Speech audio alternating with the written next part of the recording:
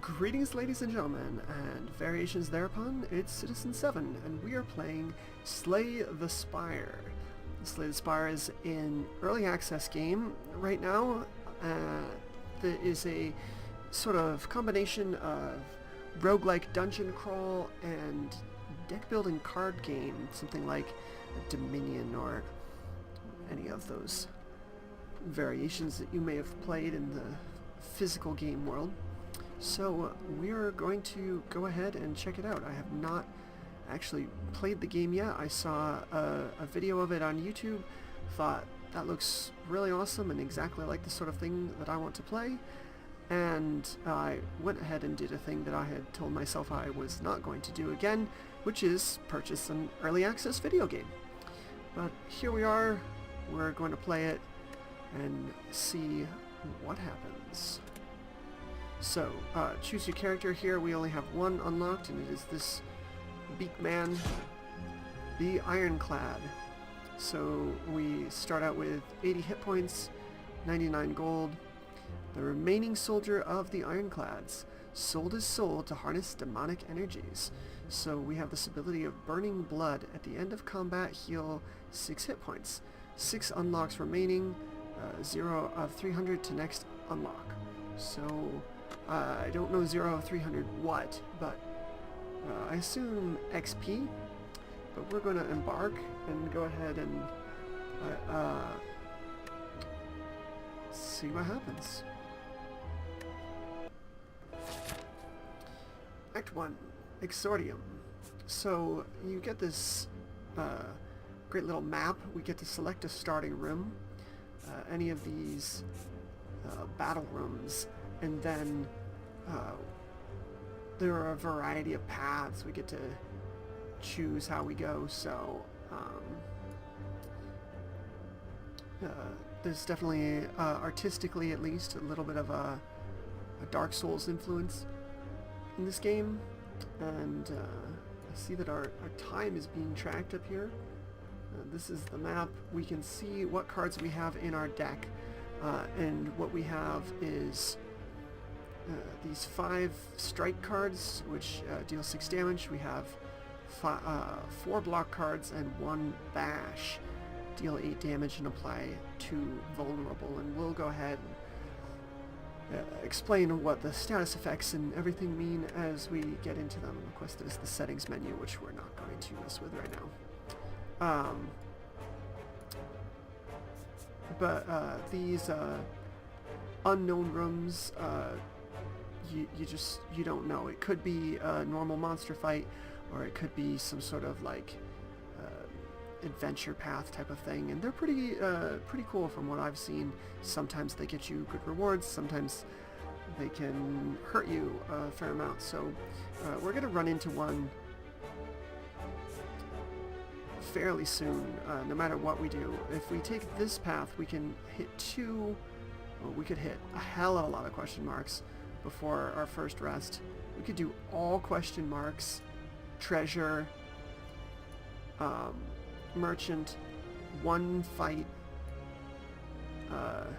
2 fights, and 2 more question marks. If we chose to take that path, we could go completely with unknowns, and again, that's not a guarantee that we won't fight enemies. You know, for all we know, this question mark could be an elite enemy right away. So I think we're going to take a more grinding path. Maybe not this one where we don't get any question marks, where we fight only battles. But I think we'll take this leftmost path and proceed to the center, and then we'll make choices depending on what that is. So let's go ahead and take the left-hand path. Alright, so defeat enemies by playing cards from your hand. Cards require energy to play once you're out and your turn. At the start of your turn, new cards are drawn and your energy is replenished. Much like a Dominion. Play defensive cards to gain block when enemies are about to attack you. Block reduces incoming attack damage but wears off at the start of your next turn. During your turn, you can observe an enemy's intent above them. If an enemy is intent on attacking you, be sure to gain some block. The battle has started. So we're this cool little dragony beak guy who holds his sword in the most outrageous way. And we have 3 energy currently, a handful of damage, a little bit of block, and we have this spike slime, which tends to attack us for 5 damage, and we have this acid slime who tends to inflict a negative effect on us, some sort of acid, one assumes. So we actually have, we don't need to use our block this turn when we can just use all 3 of these strikes to kill this first slime.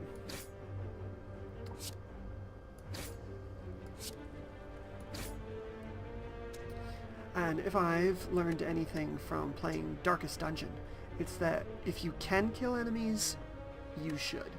So, any cards that we have left over in our hand get discarded, and then we'll draw the rest of our deck, which is, you know, currently we only have 10 cards, so we get 5 in hand, 5, you know, in the discard or in the deck, and next turn everything in the discard will get shuffled up and we'll draw again. So we now have the status effect of weakened, so for 1 turn, you see this broken sword 1, for 1 turn will deal less damage, so these now deal 4 instead of 6, and he's planning to attack us for 10, but we could actually completely negate his attack by using this block and waiting to strike until next turn. And we have Bash in our hand right now, which deals 6 damage and makes our enemy 50% more, take 50% more from any attacks. And now the thing that you have to keep in mind is we have this awesome burning blood power, so we know that when the combat ends, we're going to heal 6 hit points. So it's okay to take a little bit of damage from this slime, a little bit. I don't want to take, you know, all 10, but we're going to heal a little bit when we get to the end here. So let's go ahead and do the bash, even though our damage is down, to get that vulnerable on him. And now he, for 2 turns, will take a 50% more damage from us, and we'll go ahead and gain a block to take a little bit less of his attack. So you can see now we have our 5 block.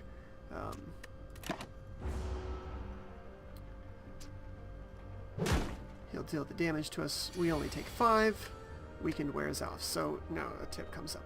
If there are no cards to draw, your discard pile is shuffled into the draw pile, as I did explain ahead of time. And now we have, again, our bash here and some strikes. So this enemy is vulnerable, but he is going to hit us for 7 and deal damage to us. We don't have the ability to block this turn, so we're going to go all in on the attack. Let's double up on this vulnerable. So as we see, it's 8 damage in the hand, 8 damage, you know, to any old enemy, but when we target an enemy with vulnerable, it shows us that we'll deal 12, so we don't have to do math in our head. So that means 12, and it's going to give more turns of vulnerable, and these are going to be 9 each. So on the other hand, we could do 12 and 9 is 21, he'll still be alive, but if we do 9 3 times, that's 27, and we can just straight up kill that guy. So let's take him out with our strikes.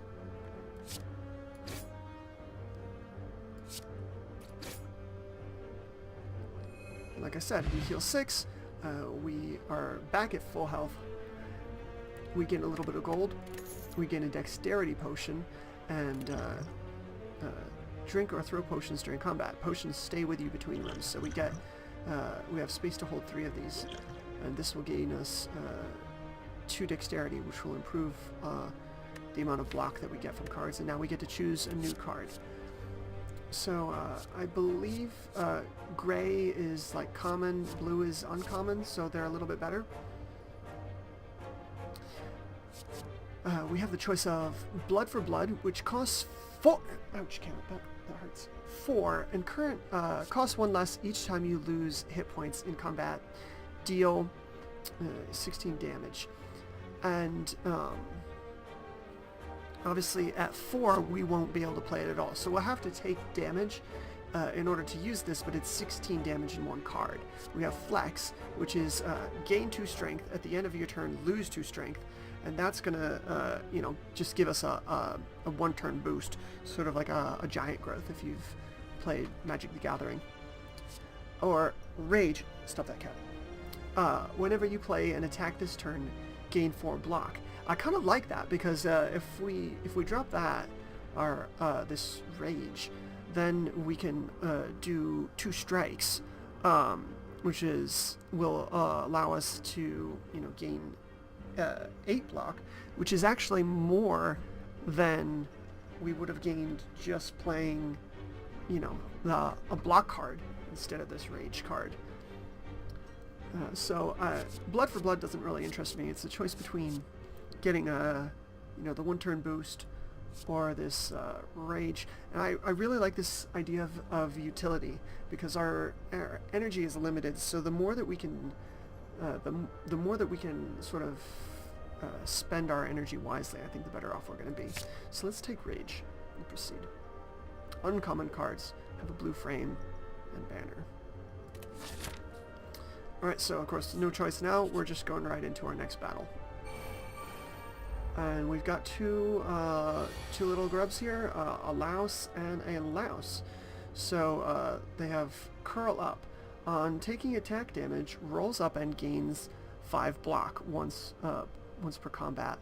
And this one will gain 4 block. So he intends to attack us for 5, he intends to attack us for 6.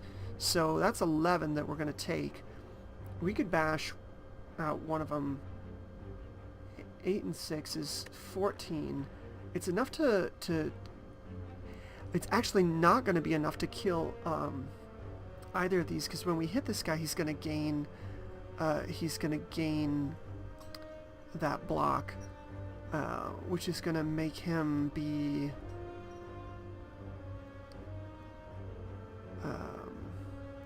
go up to 15. And I know that with vulnerable on him, he'll take 9 from this, I guess. So actually, yeah, it's 8. It'll be 8 and 9. I'm pretty sure that the vulnerable will take effect right away. We don't have to wait till next turn on that. So he'll take 8 and then he'll take 9, and that will kill him. This one is going to go up to 20, which isn't going to do us enough, but we can do 16 damage. We'll take out this louse. He's going to do more damage to us anyway, and we'll just we'll take the 5 and ignore the first guy. So let's do it. Here's our bash. He's vulnerable now. He's still going to attack us, but he has 4 armor and 3 life.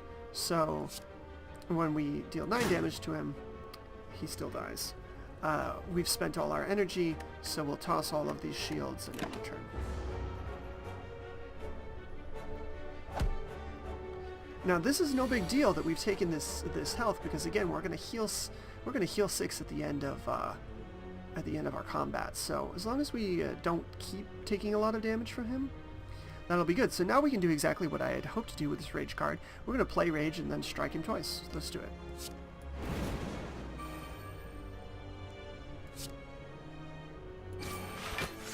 So he gains his Curl Up armor.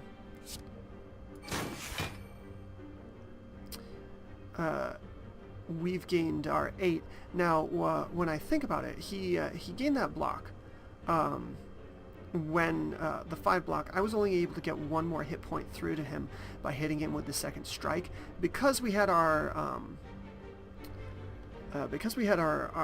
Rage up, we have enough armor now that it'll get through. It'll block all of his attack, but that armor only lasts for 1 turn, so his armor also only would have lasted for 1 turn. If we had just decided to, defend and wait for that armor that he gained to drop off, that also would have worked. But we have so few cards, I don't mind spending all of my cards and, just shuffling through. We're going to keep it, right now our choices are, basically we can hit him with our sword or we can hold up our shield. Those are our 2 choices. So let's go ahead and he intends to buff himself. Well, I intend to kill him with a bash, so let's just finish it. Once again, we've healed to full. We get a little bit of gold. Let's take a new card. Now, what do we see? What do we have? We have Anger, which is you deal 4 damage. Place a copy of this card into your discard pile. So it's a free attack for 4 damage. Every time we use it, we get a copy of it into the discard pile. So we'll have 2 Angers instead of just having this card cycle into the discard to be drawn again. It'll start replicating itself. That could be quite powerful, because it's a free, it's 0 energy cost, just a free attack. We have Iron Wave to do block and damage at the same time. And again, I said before, conservation of efficiency, definitely something I'm into. And then we have Twin Strike, deal 5 damage twice. So that actually is you'd think, oh well, it's deal 10 damage, and it is deal 10 damage, but it's actually better than that, because if we had something, say, that increased our strength by 2, like that the buff card that we saw earlier, it would, instead of it being just a buff 2 to say deal 12 damage, it'll actually read deal 7 damage twice, so it'll be 14. So any sort of buff that we get on this Twin Strike, we get double value out of it. I like that.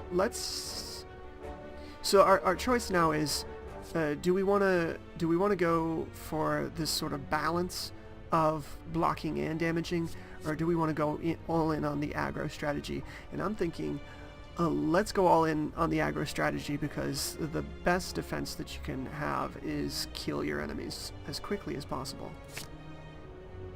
So let's proceed. So now we've hit our first unknown. Let's see what happens. Dun, dun, dun. So we get a little story. Let's see. You walk into a room to find a large hole in the ground. As you approach the hole, an enormous serpent creature appears from within. Ho ho! Hello, hello! What have we got here? Hello, adventurer. I ask a simple question. The most fulfilling of lives is that in which you can buy anything. Do you agree? So we can either agree to get a heck of gold, 175, that's more than twice what we've got right now, but we become cursed with doubt, or we can disagree and have nothing happen. Let's take a look at our map. So we're right here. Do we have any merchants? Honestly, all the way up here. That's the first time we're gonna hit a merchant, and that there, another merchant.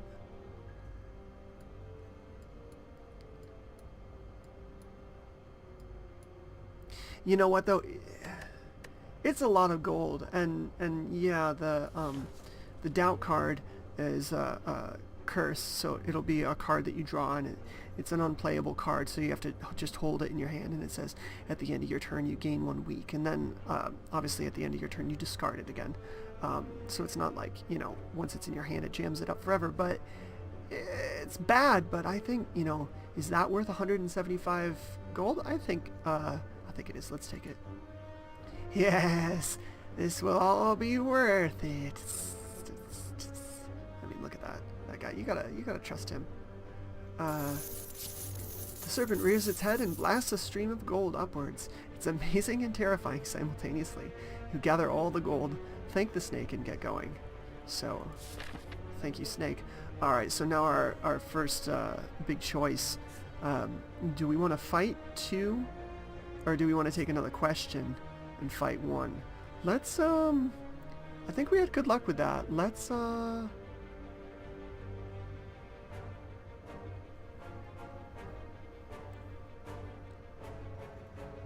honestly, let's fight though, because when we fight, we get more cards, and we definitely want to get cards. Well, here's the differences. If we go if we go this way, we can do one and take a fight and then a rest, and then an elite. But if we go this way, we go fight, fight, elite, and then rest. Or another fight and then rest. But I think we're strong to take on the elite, so we're going to go right. So here we have a jaw worm. This enemy intends to attack for 11 damage, and he lives 40. Oh, look, here's our doubt. So we're gonna become weakened at the end of this turn. So we could bash him and apply vulnerable to him, but then, you know, this turn, the vulnerable 2, so one of it will be now, and then the second piece of it will be next turn. Next turn, we're going to be weakened, so we're really going to lose a lot of value on that. So I think it's better to defend, strike, because we want to spend all of our energy. So let's gain some armor. And we'll only take 1 damage off this guy, but we'll hit him in the face with 1 strike. So here's our weakness. We took 1 from this jaw worm. He's got his jaws all over us. But now we've got our twin strike. So the sort of the opposite of what I had said also applies, where if we get debuffed, we do get debuffed twice. So this is now 6 damage instead of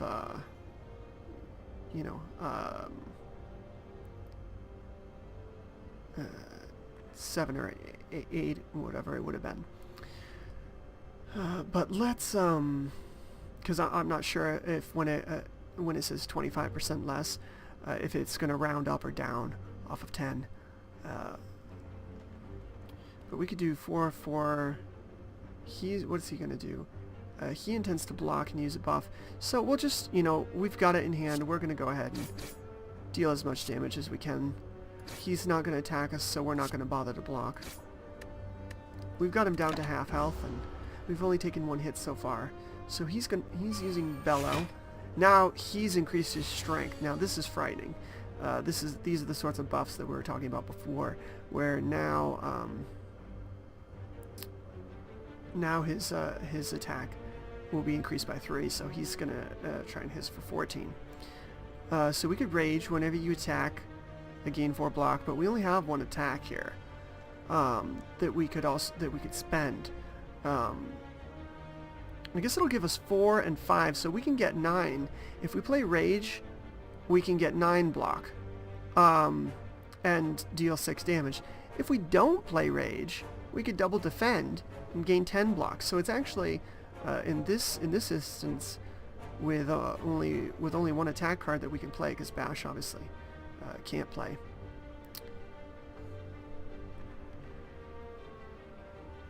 Gonna be a little bit less useful. So I think the choice is either bash, strike, or defend, strike. So let's consider the math. This will do 8 and 9, because we know our bash buff on strike makes it do 9. So that's 17. Put him down to 3. I mean, that's basically what do we have left? 1, 2, 3. Guaranteed lethal the next turn. But on the other hand, we're going to take a whack of 14. And we only are going to heal, we're going to heal 6. I don't want to take that whack of 14. So let's, we can take some damage, but not that much. Let's play it slow and play our defense.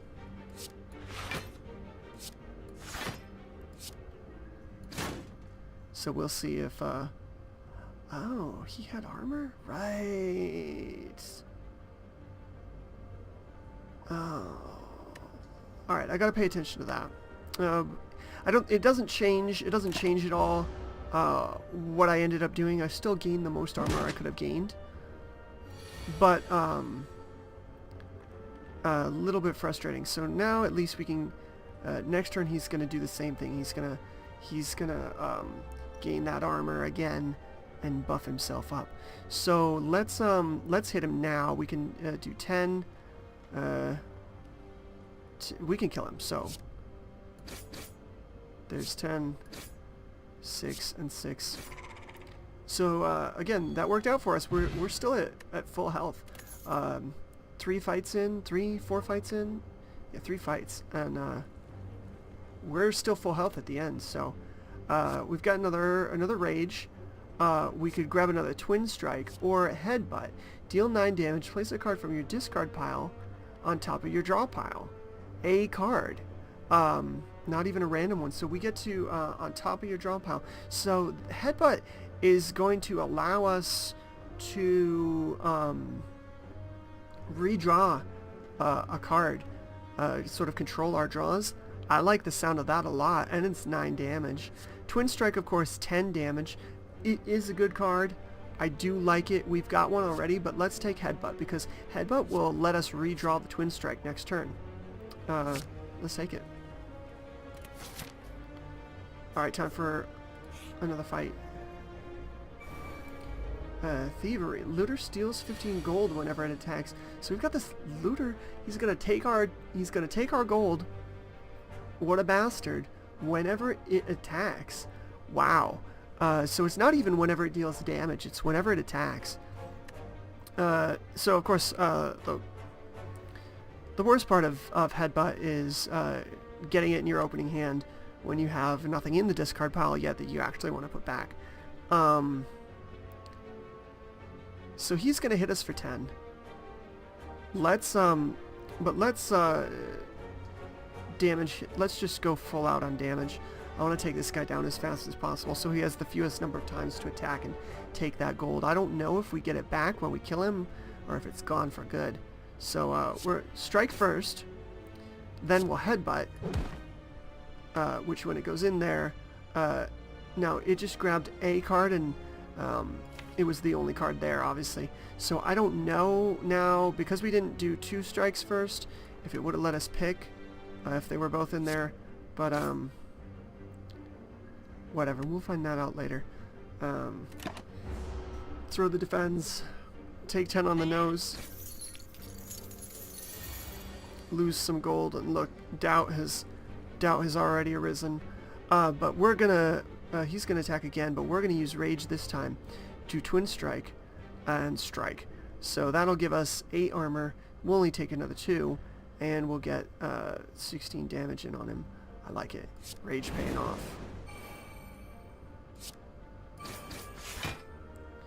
And there we go. So next turn, what do we have left? 5. So we're gonna draw these 5 cards next turn, and so we have guaranteed lethal. So we only have to lose another 15 gold. Let's go ahead and move right on. Right, we're weakened, but we'll still have enough to do the damage. 4, yeah, 4 and 4. Dead.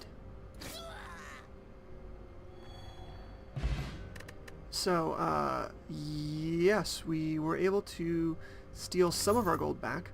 I think he attacked 3 times, so he took 45 gold from us. We got 30 back. We got a swift potion, and let's see, what do we get? We've got the Clash. Can only be played if every card in your hand is an attack. Deal 14 damage. Skill, Shockwave. Apply 3 weak and vulnerable to all enemies. Exhaust. Now exhaust is a card, when you play an exhaust card, it just gets discarded until the end of the combat. Instead of going to the discard pile, it vanishes. So you only get to play this one time. 3 weak and vulnerable, though. That's to all enemies. That's really good. And then we get True Grit. Gain 7 block, but exhaust a random card in your hand. I really don't like the sound of that at all. 7 block is not that much more than we have these 5 block cards that don't ditch cards out of our situation. I guess we could be strategic about it. you know, trying to make sure that we get the exhaust that we want, like to get rid of doubt, or maybe, you know, get rid of some defend cards that we don't want to play or something like that. But I don't feel like we've hit the point where we really are going for that kind of strategy. I like the idea of Clash because that's a lot of damage. Let's see what our odds are on playing it though, because we've got 5 attacks, 6 attacks, 7, 8 attack cards. We have 4, 5 skill cards and 1 curse. So pretty good odds, and obviously Clash would be the last one. So 2/3 of our deck would be attack.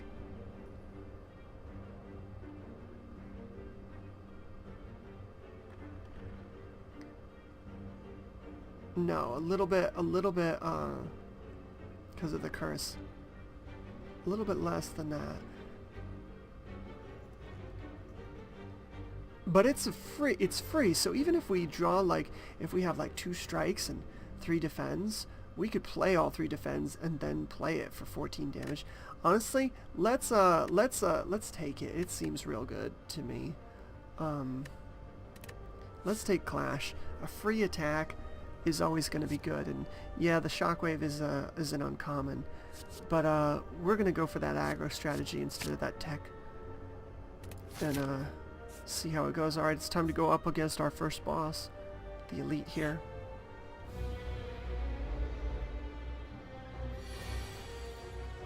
So it's a Gremlin Knob.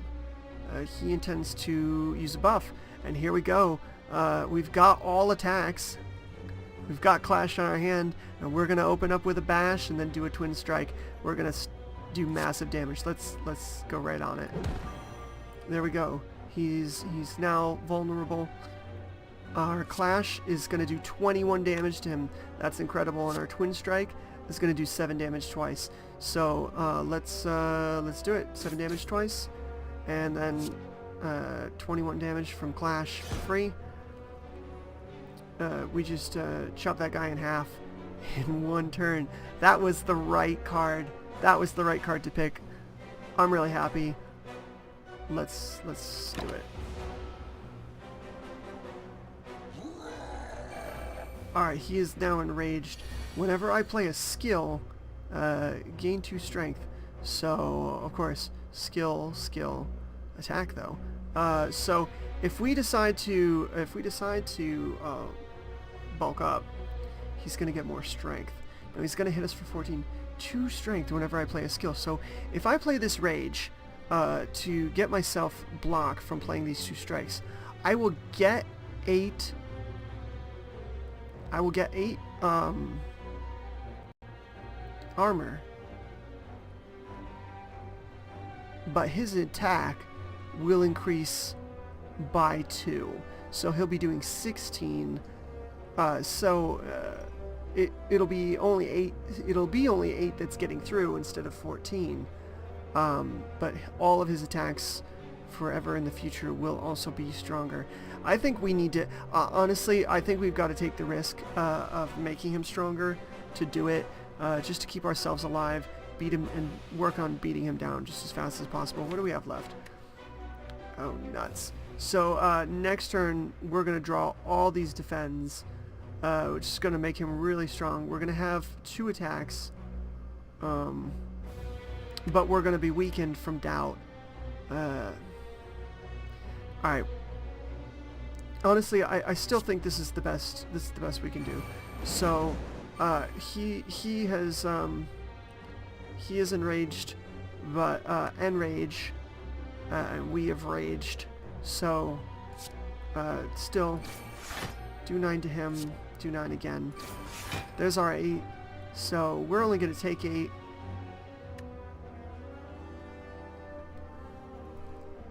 This hurts. It's this weekend. This curse is definitely not. This curse is definitely hurting us quite a bit here, because yeah, we have the gold, but we haven't been able to play it yet. And his weakened state has worn off. And yeah, I could take 16, but it's like I could gain some armor It's gonna make him even stronger. Let's see. So we're gonna headbutt to force a draw. And we do get to control it. I want to draw a clash next turn. Just because I want to have the best chance to do huge damage to this guy. We get to, oh, we have potions here, so let's consider these. If we use dexterity, it increases the effectiveness of our blocks for the whole game. But let's draw our clash next turn. Our weakened is also going to wear off, so we'll be able to do max damage to him. I think we have good odds, particularly using our draw 3. We have good odds to be able to kill him next turn. So if we play this, we gain 5, he gains 2, so really we're only gaining 3. Is it worth it to heal 3 at the cost of making him permanently stronger? I'm going to take a big risk and say it is not worth healing 3 to make him permanently stronger, because if we can't kill him next turn because of our draws, then we'll consider. Let's take that risk.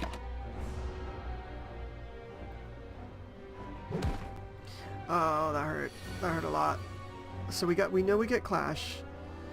Yeah, and this is what I was worried about. So now we can't. There's no way we can play clash because we've got doubt. Fortunately, we've got twin strikes, so we can kill him. We can kill him. All right. So I think we did the right thing. Okay. So we get our gold, we get our energy potion, gain 2 energy, that's cool. So we get Bottled Flame. Upon pickup, choose an attack card. At the start of each combat, this card will be in your hand at the start of each combat. Alright, so we get to choose, pick an attack card. I don't know if it'll give us like a choice of attack cards or if it's going to be specifically the ones that are in our deck, but let's take a look. Relics found throughout the Spire grant unique bonuses and remain throughout your run. They can be found by defeating powerful foes or within chests. Cool. Alright, so yeah, we pick one of our cards, and we're going to guarantee this is always in our starting hand. And I like the idea of putting Bash in our starting hand. If we can always start a fight by applying that vulnerable, obviously it won't always be the right choice. It won't always, but it might. I think it often will be. So let's pick Bash, and skip card.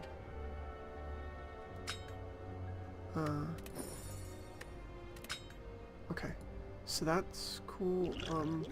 I don't want to skip the card. I want to be able to get the card. Where's my loot? Deck.